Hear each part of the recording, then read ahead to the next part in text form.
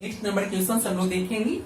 यहाँ पे इस बार क्या है, 3 पर्सन्स है जिसका नाम क्या है ए बी सी, और कोई एक धन राशि है जिसको तीनों को इस प्रकार से बांटा जाए कि ए का भाग बी से 2 गुना हो, यानी ये दोनों में बी से ए का जो हिस्सा होना चाहिए वो दुगना होना चाहिए। आगे देखेंगे बी का भाग सी का 4 गुना हो, यानी यहाँ पे बी का जो हिस्सा होना चाहिए वो सी का कितना होना चाहिए, 4 गुना होना चाहिए। तब देखेंगे कि उन तीनों के भागों का परस्पर अनुपात क्या होगा। सबसे पहले क्या कर लेते हैं, बी का पहले पता कर लेते हैं। बी माना कि बी का भाग इक्वल टू, देखेंगे ध्यान से, बी का भाग इक्वल टू सी का 4 गुना, यानी सी का 4 गुना। इसका मतलब कर सकते हैं ना कि b इक्वल टू 4c, इतना तो कर सकते हैं, 4 इंटू सी वंस। फिर से देखेंगे अब a का भाग b से दुगना है, यानी a का भाग इक्वल टू b से दुगना, देखेंगे b गुना 2, दुगना हो गया।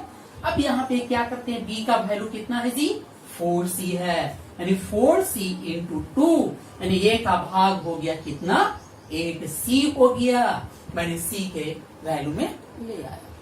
अब हमें पूछा जा रहा है a ratio b ratio c equal to, तब देखेंगे a का कितना है जी, 8c, b का वैल्यू कितना है 4c, और c तो ऑलरेडी c है ही, इक्वल टू सभी में c कॉमन है, देयरफॉर कह सकते हैं equal to 8 ratio 4 ratio 1 answer. Next number questions देखेंगे। यहाँ पे नेक्स्ट नंबर जो क्वेश्चंस है वो देखेंगे, 2600 रुपीज को ए बी सी में 1/2 रेशियो, 1/3 रेशियो, 1/4 रेशियो के अनुपात में बांटा गया। तो क्या कहा जा रहा है कि प्रत्येक का हिस्सा कितना होगा। तो सबसे पहले जब भी फ्रैक्शन में रेशियो दिया हुआ रहे तो उसको पहले चेंज कर लेंगे। It means A ratio B ratio C equal to दिया गया है 1/3 रेशियो 1/4, सॉरी यहाँ पे 1/2 रेशियो 1/3 रेशियो 1/4। अब यहाँ पे एलसीएम फाइंड कर लेंगे इसके डिनोमिनेटर का, इसका मतलब एलसीएम ऑफ 2, 3, 4 इक्वल टू कितना हो जाएगा 12। Therefore A ratio B ratio C equal to क्या होगा, तो 1/2 into 12 ratio 1/3 into 12 ratio 1/4 into 12 equal to आ गया 6 रेशियो 4 रेशियो 3। इस वे में क्यों लाए, क्योंकि मैंने पहले ही कॉन्सेप्ट में बतला दिया था कि रेशियो हमेशा क्या रहता है, या वो नेचुरल नंबर में रहता है, वो कभी भी डेसिमल या फ्रैक्शन में नहीं रहता है। अब देखेंगे ए का हिस्सा, ए का हिस्सा कैसे फाइंड करेंगे। यहाँ पे क्या करना है कि ए का जो रेशियो है, ए का रेशियो है उसको सबसे पहले लिखेंगे और सम ऑफ रेशियो यहाँ पे कर देंगे, यानी 6 + 4 + 3 और इंटू टोटल अमाउंट कितना है 2600। इसका मतलब क्या हो गया, 6/13 स्क्वायर करने पे कितना होगा 13 इंटू 2600, 13 2 जा 26 यानी 200, आया कितना मल्टीप्लाई करने पे 1200। ये ए का हिस्सा हो गया। वैसे ही बी का हिस्सा, बी का हिस्सा इक्वल टू इसका कितना रेशियो है 4 है, और डिवाइडेड बाई जो सम ऑफ रेशियो था वो 13 था, इनटू 2600, इसको भी कैंसिल करेंगे 200 से कैंसिल होगा, इट मींस 800 आ गया बी का हिस्सा। नेक्स्ट नंबर सी का हिस्सा, सी का हिस्सा इक्वल टू देखेंगे सी का रेशियो कितना है 3 and sum of ratio 13 into 2600 total amount, 13 2 जा 26 यानी 200 इंटू 3, ये इट मीन्स 600 रुपीज यानी तीनों का बारी बारी से हिस्सा पता हो गया। This is answer.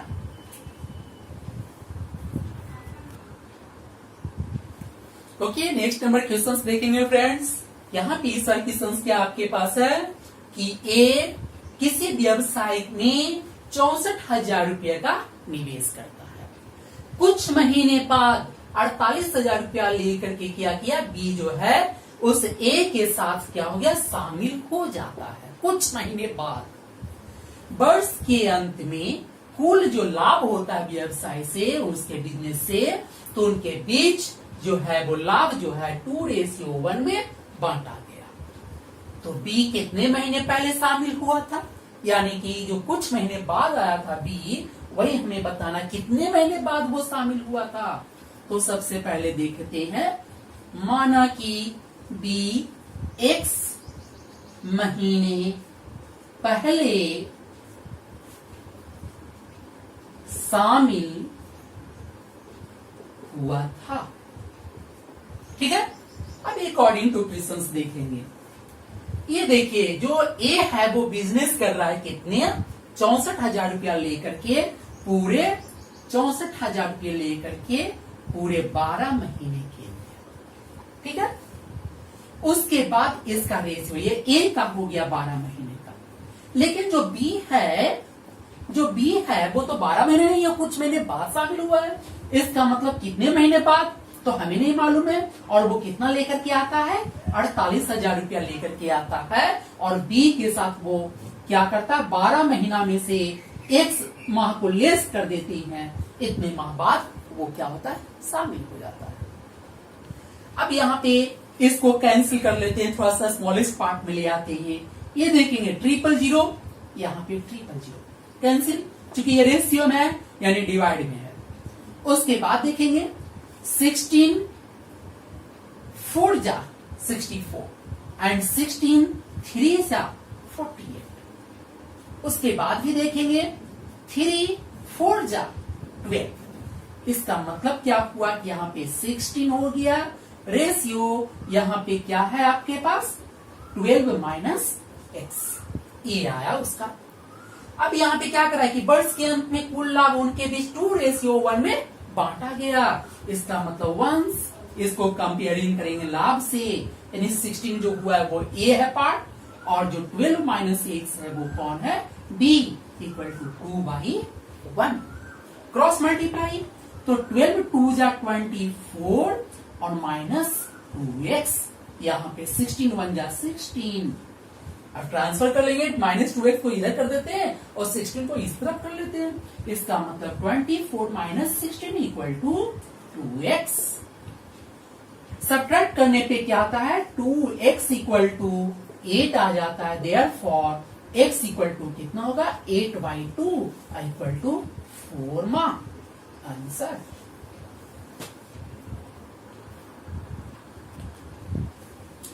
Okay friends, next number देखेंगे। क्वेश्चंस देखने में काफी लॉन्ग लग रहा है, लेकिन काफी बिल्कुल छोटे साइज में बिल्कुल सॉल्व होगा।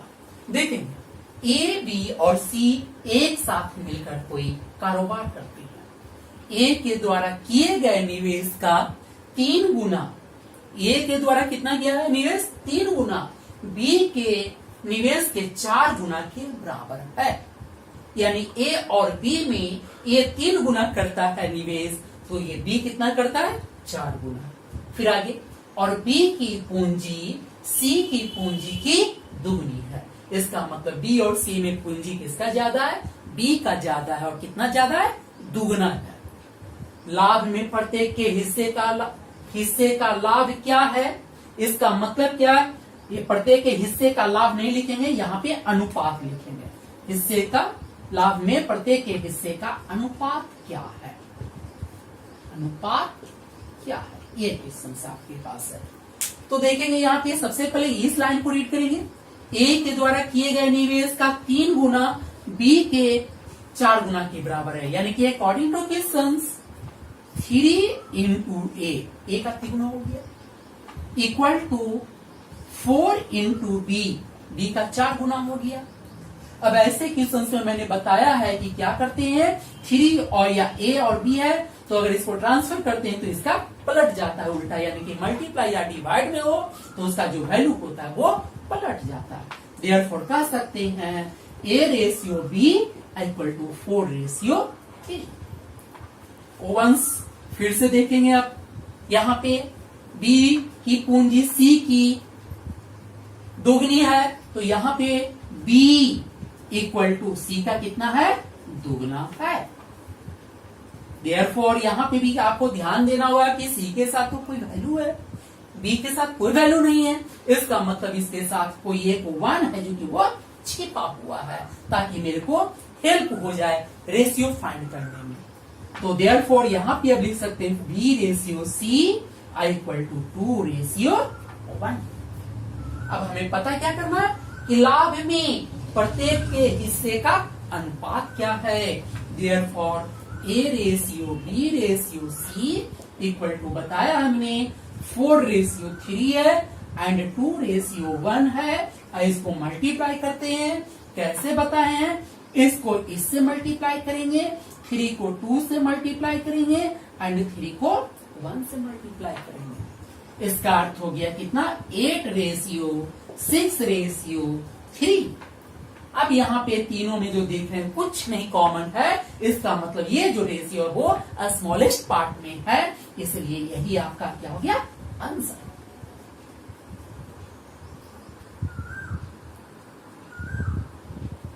Okay friends, next number questions देखेंगे। इस बार क्या है, किसी एक संख्या के 5% और दूसरी संख्या के 4% का योग, यानी ये देखें पहली और दूसरी संख्या जो है वो दोनों का परसेंटेज दिया हुआ का योग, वो दोनों को ऐड। पहली संख्या के 6% और दूसरी संख्या के 8% का योग का 2/3 है। तब हमें बताना कि पहली संख्या और दूसरी संख्या में अनुपात कितना है। तब देखें, मान लेते हैं दोनों जो संख्या है उसको माना कि पहली x तथा दूसरी संख्या y है, यानी दोनों संख्या मैंने ले लिया x और y। अकॉर्डिंग टू क्वेश्चन देखें, बस यही जो भी है main line according to question में कि एक संख्या के 5% मतलब पहली संख्या का 5% और दूसरी संख्या के 4% का योग यानी कि प्लस y का 4%, ठीक है, कॉमा फिर से पहली संख्या के 6% यानी इक्वल टू पहली संख्या कितना है, x का 6% और दूसरी संख्या के 8% का योग यानी प्लस दूसरी संख्या y है का 8% का योग का 2/3 मतलब into 2/3। अब देखेंगे ध्यान से, चूंकि यहाँ पे भी परसेंट है, यहाँ पे भी परसेंट है, यहाँ पे भी परसेंट है, यहाँ पे भी परसेंट है, तो इस परसेंट को हटा देते हैं क्योंकि दोनों तरफ इक्वल है।